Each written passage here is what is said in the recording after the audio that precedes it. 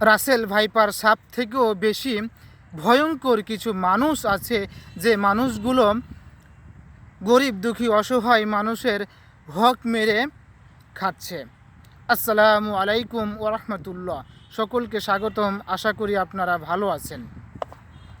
বর্তমানে viral issue হচ্ছে Russell viper সাপ, কিন্তু রাসেল ভাইপার সাপ এতটা ভয়ঙ্কর নয় যতটা ভয়ঙ্কর বর্তমানে কিছু মানুষ আছে।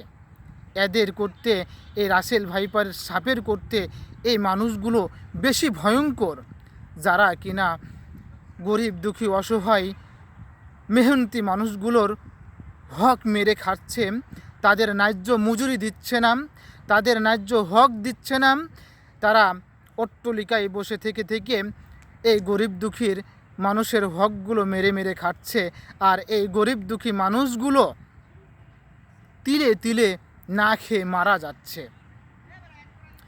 আপনাদের কাছে, আপনাদের বিবেকের কাছে আমার প্রশ্ন, রাসেল ভাইপার সাপ হয়তোবা একটি মানুষকে ছোবল মারলে কয়েক সেকেন্ড, কয়েক মিনিটের ভিতরে মারা যায়, কিন্তু সেই মারা যাওয়ার চেয়ে এই মারা যাওয়া মানুষের যে হক মেরে খাচ্ছে, সেই মানুষগুলো যে তিলে তিলে মরতেছে, এই মারা যাওয়া অনেক কষ্টকর, অনেক কঠিন।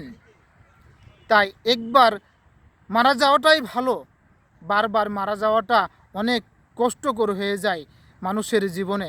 কষ্ট শুধু ঘিরেই থাকে এই সব গরিব দুঃখী মানুষগুলোকে, যারা দিন রাত মেহনত করে ফ্যামিলি চালাচ্ছে, দিন আনতেছে, দিন আনে দিন খায়। এই লোকগুলোই কিন্তু আজ দুনিয়াতে অবহেলিত, নির্যাতিত।